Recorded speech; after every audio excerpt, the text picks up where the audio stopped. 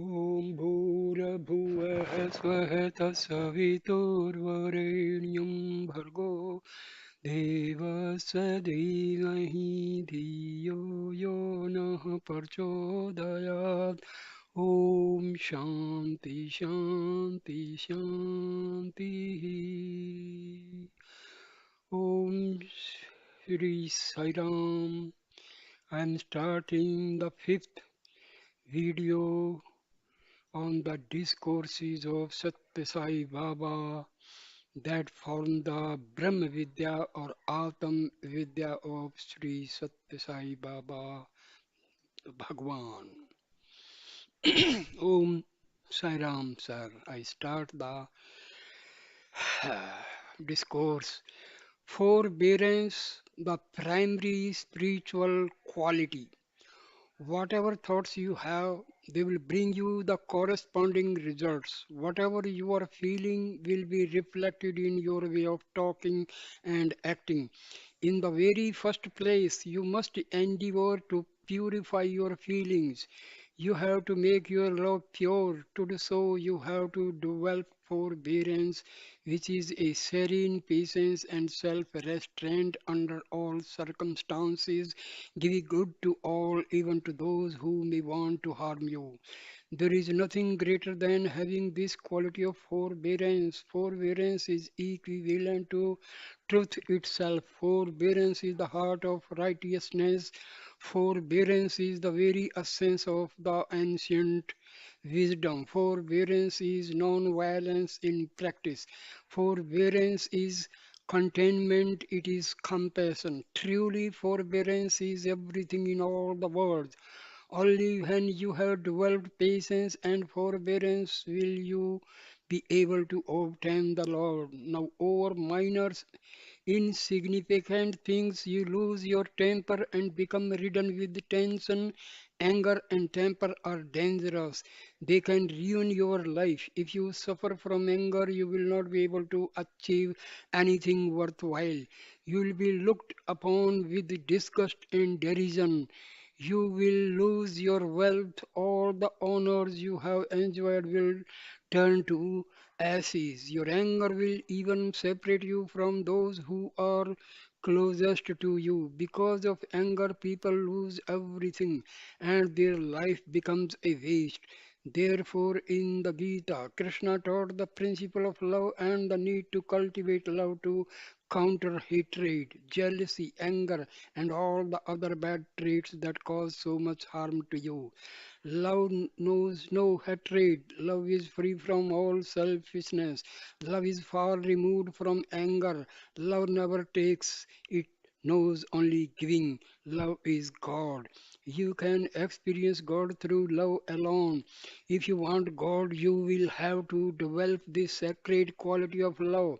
Only through love will you be able to experience Him who is love itself. If you want to see the moon, there is no need to use a candle or a torch light. The light of the moon is enough to see the moon. If you want to see God, you need only to immerse yourself in love. Fill yourself with love, and you will surely succeed in acquiring God. But as long as this love has not yet become clearly established, there is a need for spiritual practices such as the devotional singing, repetition of the name of God, and other forms of worship. Once pure love has developed, these spiritual practices are no longer necessary. Yet, even when the moon shines brightly, you will not be able to see it if your eyes are closed in the same way. If your eyes are still closed to the loving presence of God within you, and then go good actions, including the various spiritual exercises, will help open your eyes and clarify your vision so that you can see and enjoy the Lord. That is the import of Krishna's teaching in the Gita. Only when you listen to such great words and only when you understand them clearly and only when you practice them will you be able to reach your divine goal. Set aside at least 1 hour per day to study these teachings and incorporate them in all your daily activities. In so doing, you will be using your time wisely and will be sanctioning your life. The three stages on the spiritual path. Fill your heart with one pointed devotion, and God will reveal Himself within you. Then you will see him as true as he truly is. In time, you will merge with him and become one with him. Embodiment of love. There are three principal stages that you must follow on the spiritual path in order to reach your spiritual goal. They have been described in a number of different ways in the Gita. At the end of the 11th chapter, wherein Lord Krishna gives Arjuna the vision of his cosmic form, you will find the three stages presented as follows. First, you must know that God is here. Second, then you must have a direct vision of Him. Third, finally, you must merge with Him. These three steps will lead you to liberation. Know that God is here, then experience God directly. In the first step, you learn through the words of the scriptures or a teacher that God really exists. But merely knowing this truth does not give you unlimited joy. You discover that God is here, but you also realize that you and God are separate. This feeling of separation can serve as the basis for subsequent steps on the path, but in itself, it does not provide much lasting satisfaction. Gradually, the anguish of separation from God moves you on to the next step. The desire dwells in you to gain the direct personal experience and vision of God. You feel, I want to see you, dear Lord. How can I experience you directly? But you find that it does not happen so easily just by wishing for it. You must deeply pine and yearn for this vision, and you must constantly aspire to see Him. Whatever form or aspect of God you have come to love in your devotion, you must know, yearn for it with all your heart, and wish to see it directly. If your yearning is sincere, then after some time He will make Himself known to you in a most personal way and give you this sort for vision of Himself. Here is a small story to illustrate this. The cowherd boy. There was a poor cowherd boy who had a great deal of faith and an intense yearning to see God. One day in the village where this boy lived, a preacher came to deliver some spiritual discourses. The preacher would gather together an audience and sing the glories and exploit of the Lord. It was not possible for this cow herd boy to give up his work and come to all the meetings because all day long he had to attend to his cows. But in the evening he would bring the animals into a sheltered place and then go to hear the preacher give this his talk. The cowherd boy could listen with great earnestness and care to all that was being said. The preacher was a follower of Lord Vishnu, and so he related the characteristic features of God in the form of Vishnu, or Narayana as he is also called. In the course of the discourse, the preacher repeatedly described the traditional image of the Lord as one who was dark complexioned, who wore a white mark on his forehead and rode on a white eagle. The preacher also explained that Lord Vishnu was always prepared to go to the rescue of those who sought shelter in him, and that he would accept as an offering anything that was given to him with full faith and love. As the preacher repeatedly described these characteristics of the Lord, they made an indelible impression on the heart of the boy. The preacher also said that God is a great lover of music and that he could be won by directing one's prayers to him in songs sung most reverently for the heart. Well, this cowherd boy used to carry some food with him for his noontime lunch. Daily he will offer this food to God with all sincerity and devotion, praying to the Lord to partake of it. He began his prayers by singing this song. O loving Lord, you ride on a white eagle, so I have been told, come, please come to me and accept this food. The boy went on praying like this to the Lord for one whole week continuously. He never touched his food because it was not shared by the Lord. By the end of the week, he became extremely weak. Anguished yearning for the Lord's presence, besides his weakened physical condition, he was also suffering from extreme anguish because he felt that he was not singing properly and therefore the Lord did not respond. He was sure that it was because of his own shortcomings in his songs that the Lord did not come to partake of his food. And so, with great determination and devotion, he continued to practice his singing, thinking that in the end he would surely win the grace of Lord. In his weakened condition, he reached the forest. He was feeling extremely exhausted, but he was determined not to eat unless his offering was accepted by the Lord. Now his prayerful song poured out of him in a most melodious and sacred way. The boy just kept on singing and singing all the time, imploring the Lord to come down and accept the food and drink that he was offering with so much yearning. When there was perfect harmony in the feeling, in the tune, and in the content of the song, the Lord descended. How did he appear before that cowherd boy? He came as a boy of the same age, wearing the simple austeric cloth of sadhu, a mendicant holy man. The young cowherd asked the boy he saw standing before him, "Please, dear friend, may I know who you are? Are you a traveler passing through this forest?" The holy boy answered, "I am the Lord. I am Narayana. You prayed to see me, and so I have come to give you a vision of myself." Remembering that the Lord liked the sweet sound of music, the cowherd boy continued his questioning in the form of a most melodious song. "But you don't conform to the description given of the Lord, who is a dark complexion, who wears a white mark of on his forehead, and who rides a white eagle." The preacher said, "That is how we can know the Lord. But it does not seem to be true. Oh, dear one, if you are really the blessed Lord, please resolve my doubt and let me see you in your true form."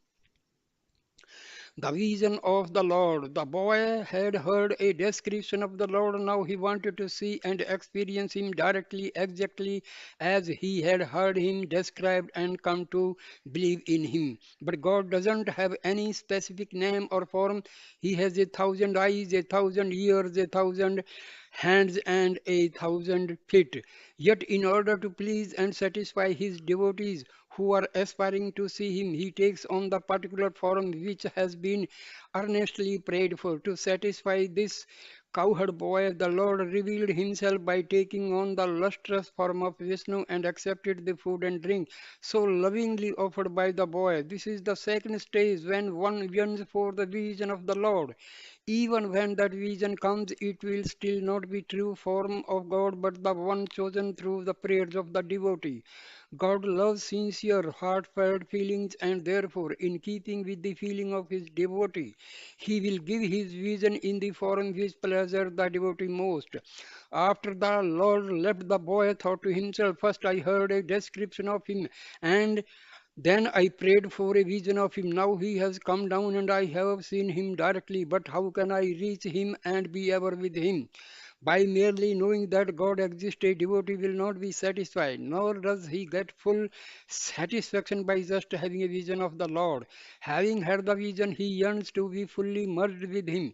It is only then that the devotee will be in unending bliss. In the case of this boy, the Lord had given a vision of himself and then disappeared. But from that moment on, the boy kept the picture of the Lord as he just seen him in the form of Vishnu, continuously imprinted in his heart.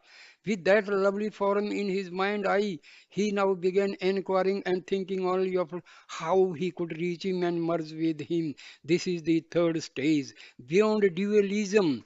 In the same way, by either listening to learned people or by reading and studying the scriptures, you can get some idea of what God is like.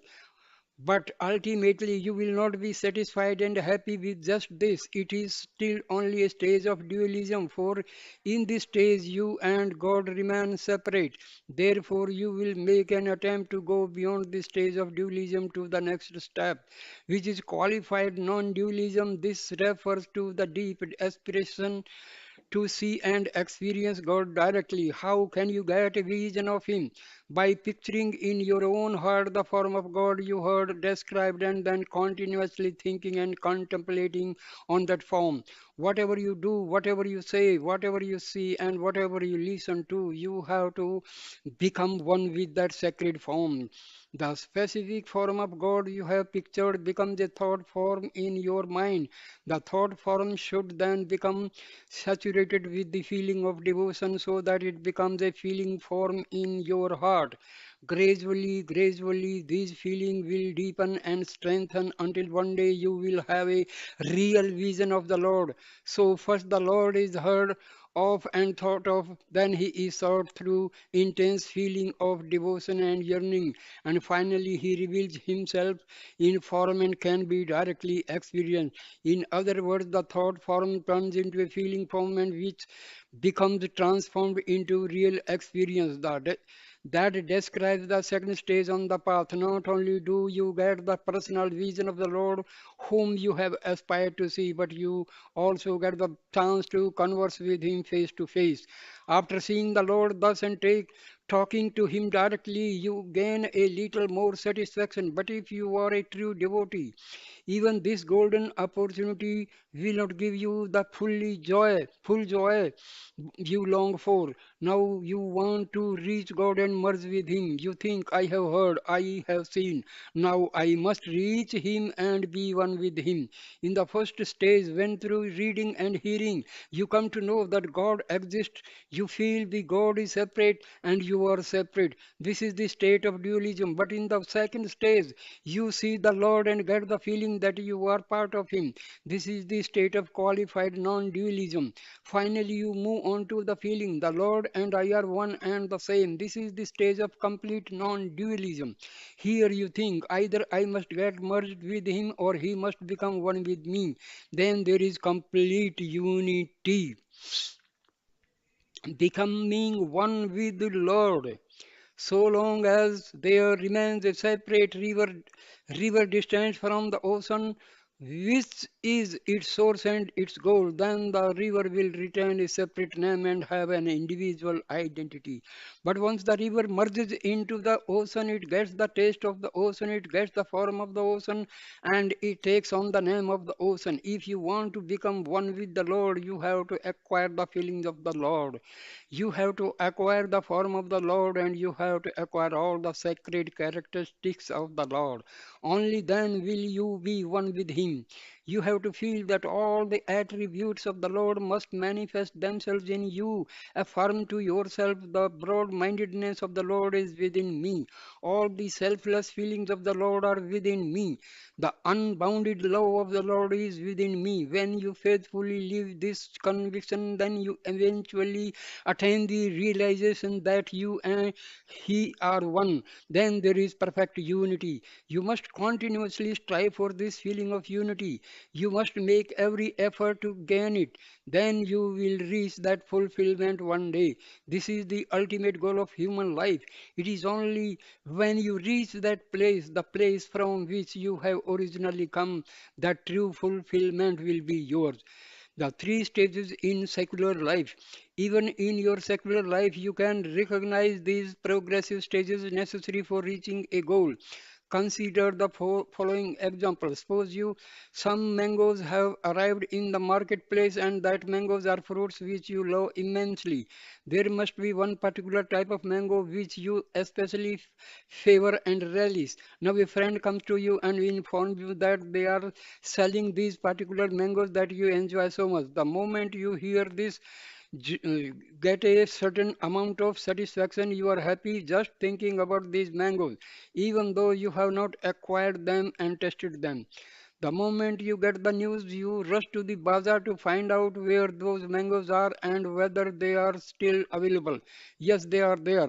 Now you get a good look at them. This gives you still more satisfaction. But even then, you are not yet fully happy. So you put some choice mangoes in your bag and pay for them. Then, until you reach home, you go on thinking about these fruits, reflecting on your good fortune to find such nice ones and looking forward to eating them. Why do you spend so much time thinking about them? Because you have an extraordinary liking for these fruits, and your actions in going after them and getting them are proof of this strong love you have for them. You can get a lot of joy when a feeling that you have been experiencing strongly inside you take on a form which you can see externally. In truth, the whatever you see outside of you is always only a reflection of your inner thoughts. When you have a strong enough desire, you will manifest externally what you wish for strong internally. Your desire for the mangoes brought you to the market. Now you have brought them and brought them home. You wash them and nicely and peel them. Then you start eating them with great relish and anticipation. As you consume them, you blissfully enjoy the nectarine juice of these lovely fruits. Soon the juice is no longer something outside of you, but it will have become part of you. With that, you get immense joy. You feel complete bliss, knowing, seeing, and becoming one with the divinity. What is the reason for such great joy? Let us recapitulate the process. First, you came to know that the particular fruit you love had become available in the bazaar. That is knowing. After hearing about it, you did not get discouraged but developed the intense desire to get them and enjoy them. You went to the bazaar with great intensity of desire and yearning to see the fruits there. Finally, you found them and got a good look at those fruits. That is the stage of seeing. After seeing the fruit, you acquired them and ate them. This is the stage of entering into and becoming one with the object of your desire. Do you have such intense feeling for God? That is the one desire you really should develop. After listening to a number of discourses, after reading many scriptures, after knowing that God exists, and after having spent much time in worshipping Him, you will have to develop a strong yearning to see Him. Otherwise, all your efforts will be in vain. You have to fervently strive, making an all out effort to get a direct vision of the Lord. A student, after having entered a particular grade and spent the year studying the subject at that level, will not get any satisfaction in remaining in that grade for the next year. He will aspire to progress to a higher grade. If a student is in the same class for 2 years, he develops a sense of despair and despondency. Do not, not only does he get discouraged, but he is also put through a lot of ridicule by his fellow students. In the same way, you will be poorer in the eyes of other devotees if you continuously remain in the first stages of dualistic worship without moving on in your spiritual development. Other devotees will say, look at this person. He has been attending so many discourses over a long period of time and he has read all the great scriptures. But what is the use of all that? There does not seem to be any progress in him. This unfortunate process of remaining stuck in the first stage is the characteristic feature of the slothful quality of inertia and laziness.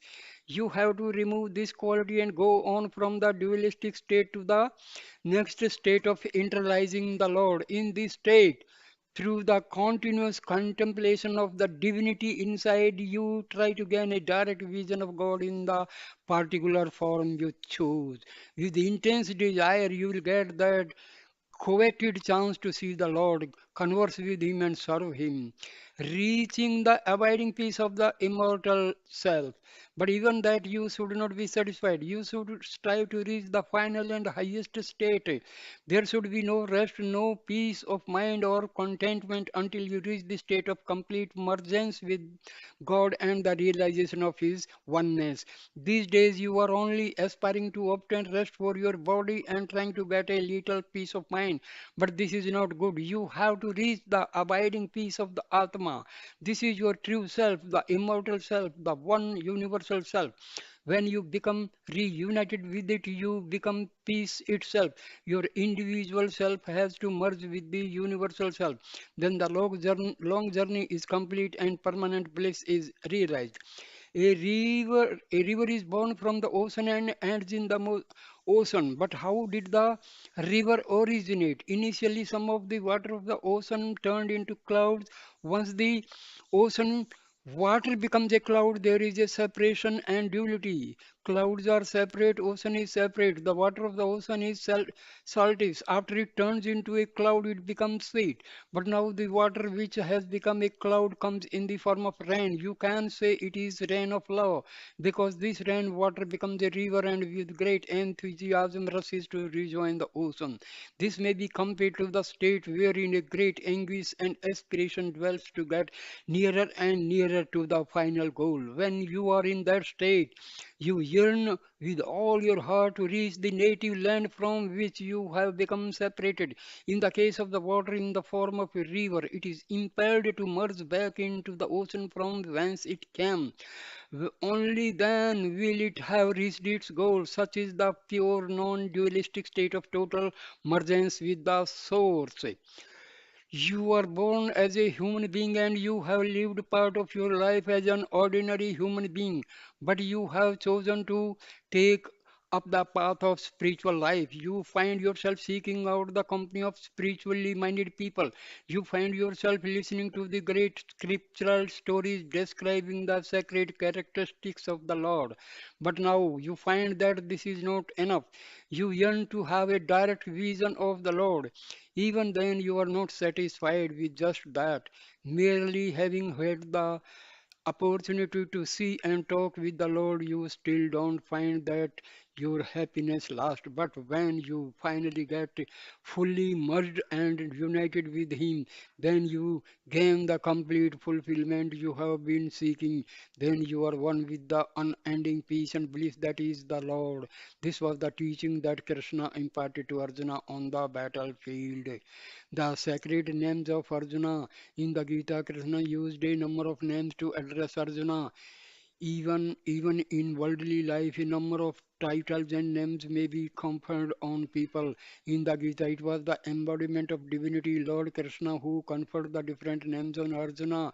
Krishna told Arjuna, "O Arjuna, you are not a child of mortality, you are the divine divinity itself. You are the son of immortality." In his life, Arjuna found himself in a number of trying circumstances in which he acquitted himself heroically. As a result, he was given various titles to obtain his bow, which was a sacred weapon. He performed severe penance and faced a number of difficult problems, but throughout he persisted with a great deal of faith, courage, and conviction.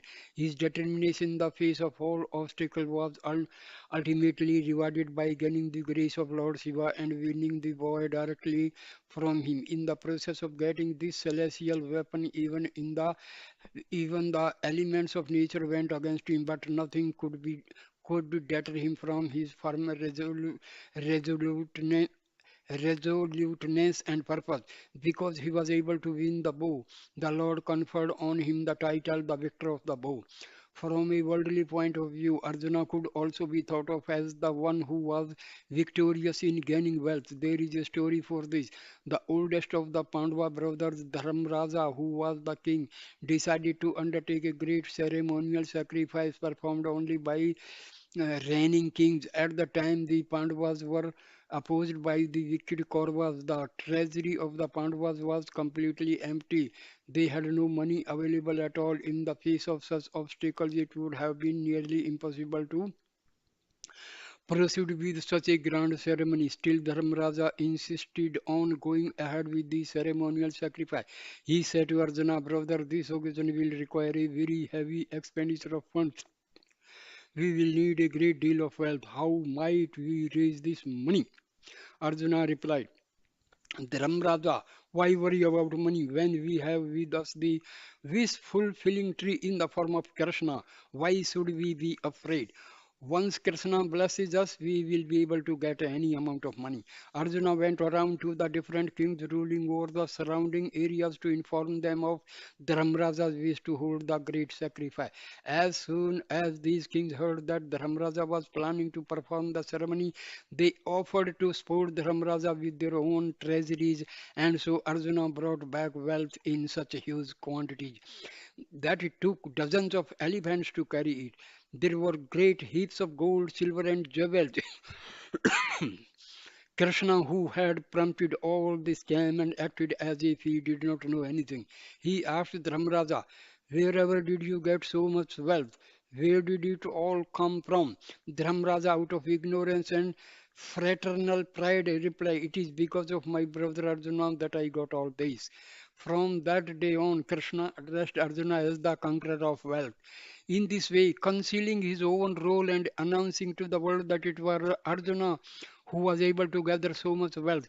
There were many other names given to Arjuna, such as son of the earth. These names were not intended for Arjuna alone. As you hear these various names, you can start applying them to yourself. Each contains a deeper meaning and shows how the Lord showers His grace on His devotees. Make them part of you. Fully live them by strive to understand their deeper meaning and by putting them into practice in your daily life. Restraining the tongue in both food and speech. One of the most important disciplines necessary for coming into union with God is control of the tongue. This must be exercised both in the area of food and in the area of speech. Without control of the tongue, it is impossible to follow the path of devotion and become one with God. Embodiments of love. Together with most animals and birds, human beings have five sense organs. These sense organs must be used extremely carefully, always being aware of their capabilities and limitations. You must exercise the same control over them as you do in controlling some of the powerful energies and tools that are used in daily life. For example, fire, when used with care and intelligence, can serve you in many useful ways, but when it is out of control, it can be very harmful. Or take a knife or electricity. If you know the proper way to use them, they will be beneficial. Otherwise, they can be quite dangerous. It all depends on the care you take and how well you use your intelligence. The spiritual teaching have laid great emphasis on knowing the proper use of the sense organs and applying that understanding to your day-to-day life. The dual power of the tongue. Each sense organ given to human beings has one particular use, but the tongue is endowed with dual power. It has both the power of speech and power of taste. In the Gita, the Lord cautions you to be very careful in using your tongue. He praises the devotee who has attained complete control over the tongue, for such a one will soon develop a pure and steady heart and feel the constant presence of the Lord. To gain such control, devotees have been practicing number of special disciplines such as observing silence, controlling their diet, or maintaining a complete fast. Fasting prompts health for the physical body. In the mental realm, it gives joy and bliss. Unlimited and unregulated food is very harmful for devotees. Indulging indiscriminately in unwholesome foods is like to lead the devotee into torpidity of inertia. To think that you can go on wantonly indulging yourself in food while at the same time trying to please God and enjoy the nearness of God. It's extremely foolish.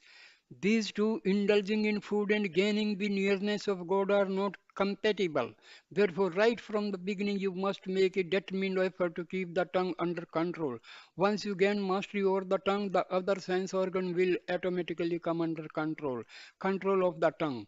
2 days devotees have imposed on themselves all sorts and rule and regulation in order to live a disciplined spiritual life. Unfortunately, these have not been effective in gaining control over the tongue. Truly speaking, it is not necessary to make such strenuous efforts to control the various sense organs. If the tongue is properly controlled, all the other sense organs will come in line with by themselves. Because people have not been able to gain control over the tongue, they are afflicted with numerous doubts, emotional turmoil, contradictions, and confusion. Control of the tongue refers not only to food but also to speech. You must recognize that there is nothing more powerful than the power of words.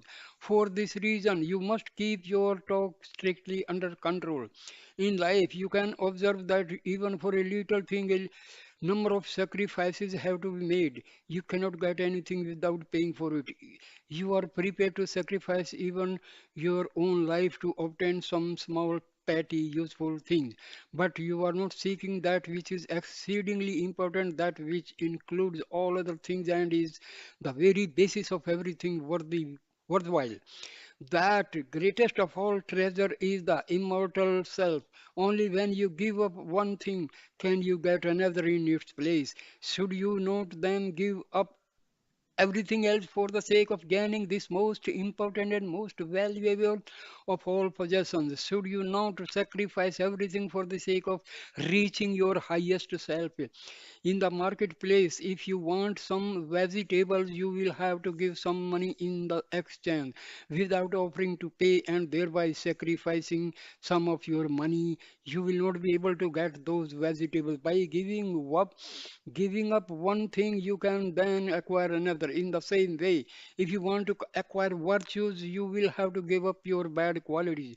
Only by sacrificing your likes and dislikes can you obtain equal mindedness. Only by sacrificing your bad qualities can you attain the noble qualities. Only by giving up your bad thoughts, bad habits, and bad behavior can you possibly achieve good thoughts, good habits, and good behavior. Many sages have described how the tongue always longs to enjoy good things and how everything will be easy once you can gain control over it. The principal way of exercising this control is by observing silence. Silence does not merely refer to restraint of the tongue. Not only should you exercise silence in speech, but you should also be silent in thoughts. Your mind should remain free of all thoughts. That is true silence. Develop a discriminating mind. If you want to gain control over the food that you take in, you should not go on feeding the tongue whatever it desires. You have to develop discrimination in every activity of life. You have to apply your discriminating faculties to determine if what you are doing will benefit your spiritually. In the area of food, you have to explore and find out whether the food you take in is pure, or if it inflames the senses and passions, or if it is of a dull, unhealthy quality that produces a sleepy or slothful reaction. According to the Gita, maintaining control over the tongue by taking in pure food is limited quantity is absolutely essential for the devotee. Use your powers of discrimination with ev- every item of food and ask the question, is this food pure or will it disturb or lower my consciousness? If you were to examine every item of food you use in this way and take food in judiciously, you would always remain equal minded. You would not be affected by censor or praise. But if you were to indulge in food without discrimination, without trying to find out whether it was desirable or not, paying attention only to satisfying your hunger and catering to your taste buds, you would not be able to control your attachments and feelings. You would sink down into the weakness. If someone were to make adverse comments about you, you would soon conclude that the whole world was against you and you would feel depressed. The moment you were criticized or blamed by anyone, your happiness would go. You would become grief stricken and regard all of life as meaningless. On the other hand, if anyone were to praise you and appreciate you, you would start bloating up with ego and pride. It would be practically impossible to hold you down. What the reason for such instability? The single most important reason for this weakness is the type of food you take in. All these adverse feelings come about because of your lack of control and discrimination in the area of food. The Gita has emphasized the need for exercising extreme care in selecting the food you eat. You must constantly keep in mind the importance of of pure food for helping you to maintain equanimity in all situations so that you become neither elated when praise is showered nor depressed when criticism is heaped upon. Purity of the food, the cooking vessels, and the cook. The Gita has also declared that there should be purity of the vessels and utensils used in cooking and purity of the cooking process itself.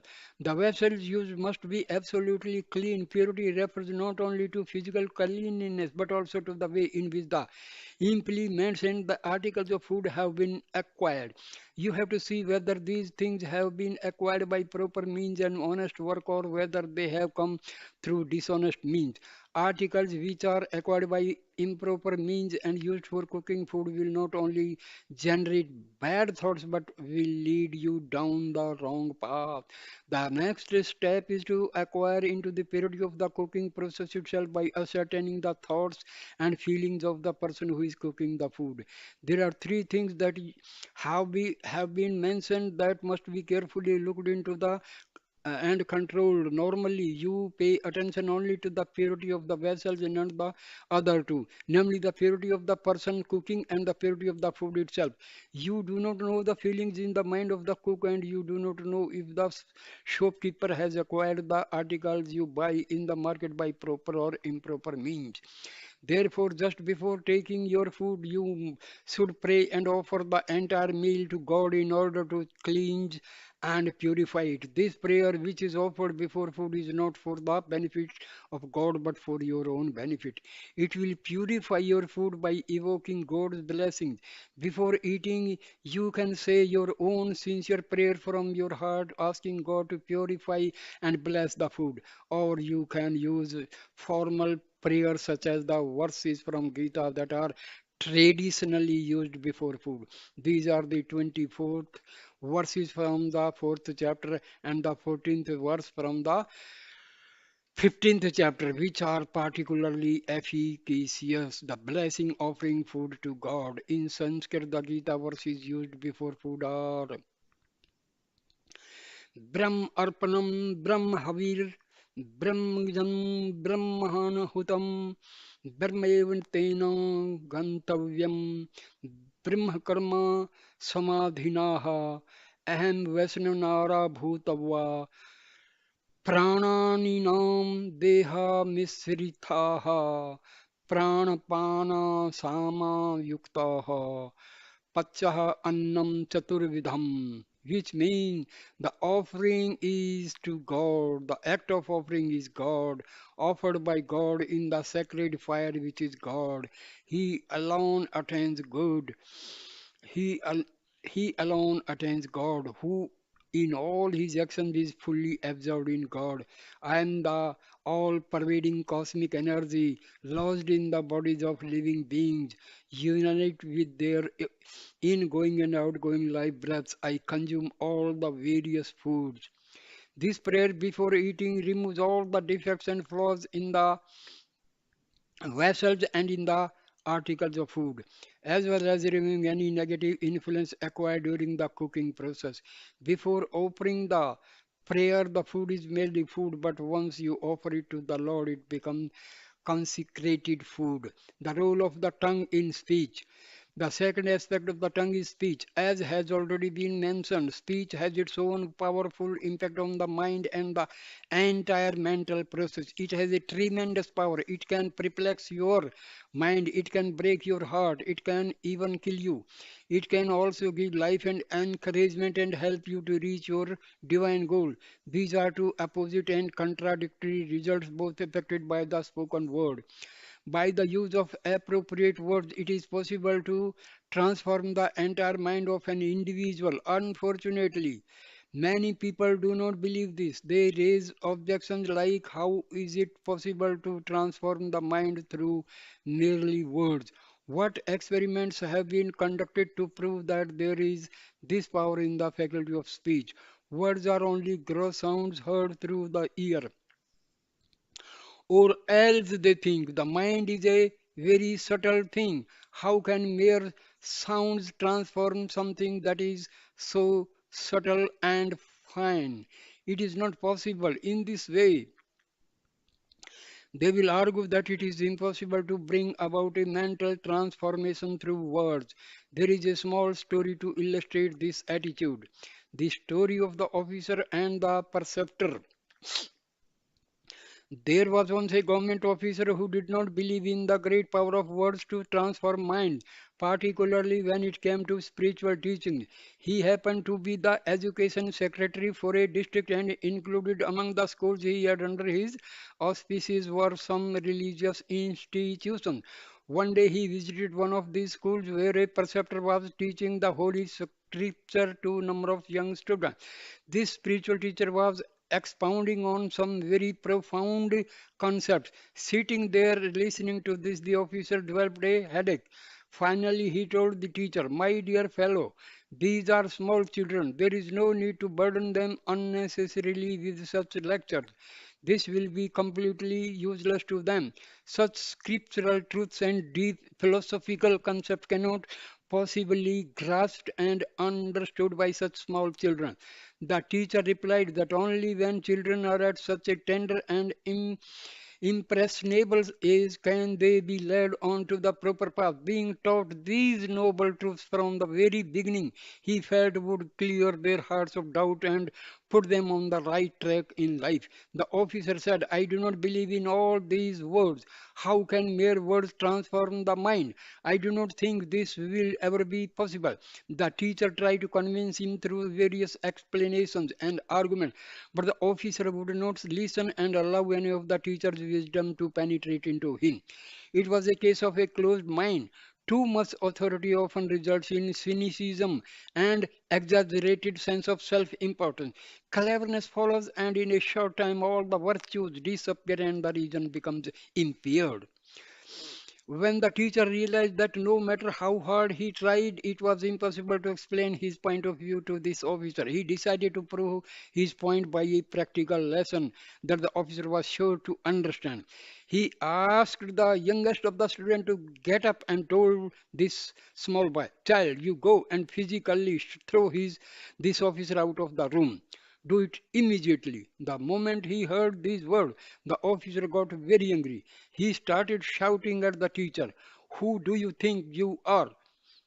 I am a government officer. I am the education secretary of this district, and you are asking a small child to send me out. How dare you do this?" The teacher then told the officer, "Well, sir, I did not beat you or hit you or even touch you. I did not do anything to you.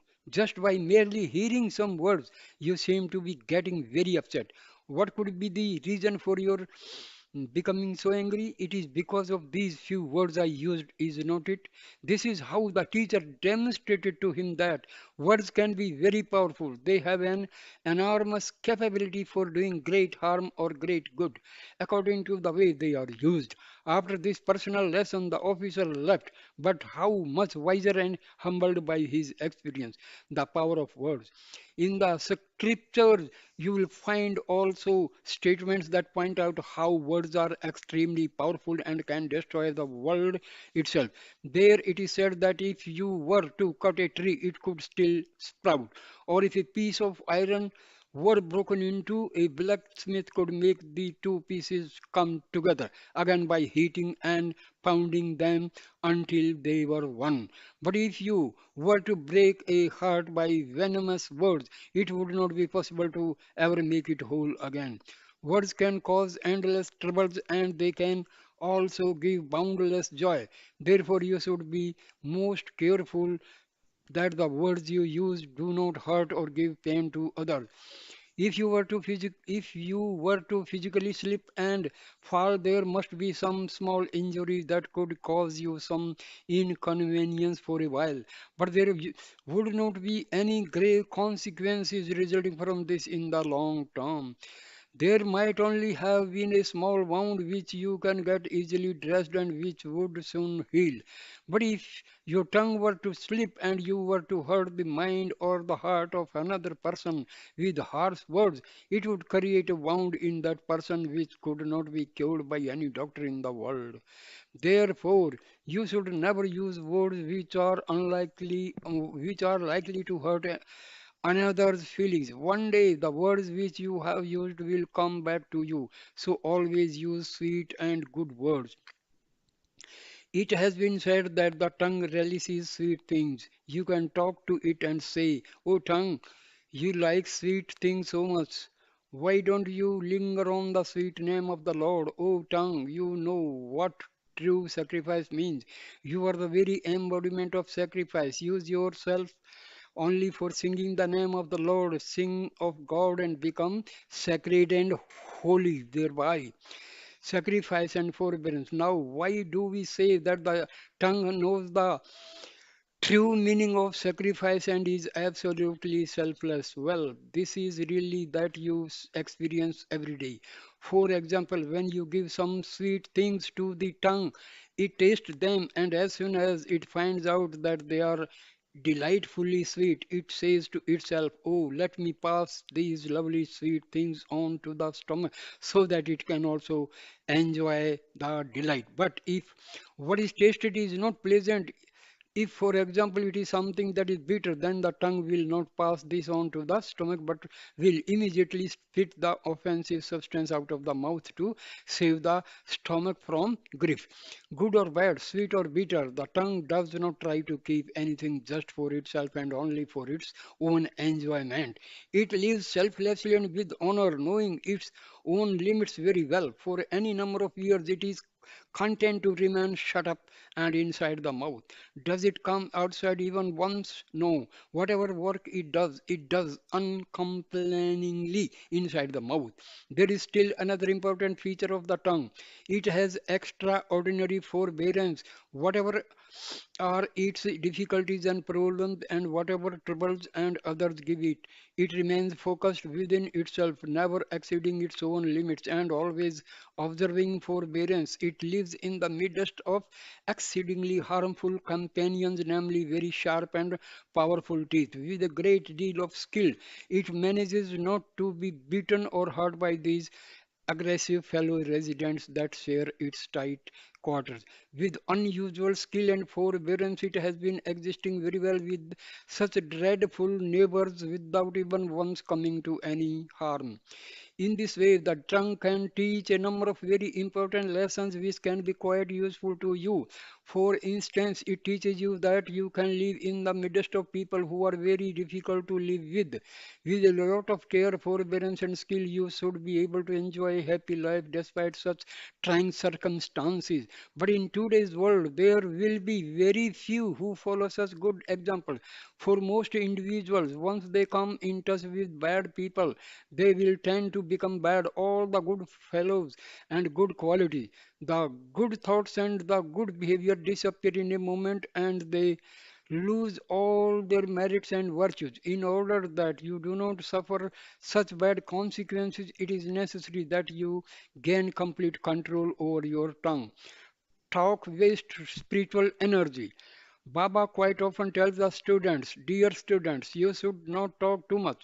The divine energy which is in you will get wasted in the process. By engaging in too much talk, your memory power will be reduced and weakness will develop in in your body. Premature old age will be final result. Besides that, you will also get a bad name. Now consider that you have a radio. You may switch it on to hear a news broadcast, but then you leave the room and forget to switch it off. The radio just continues to play without purpose and uses up costly energy.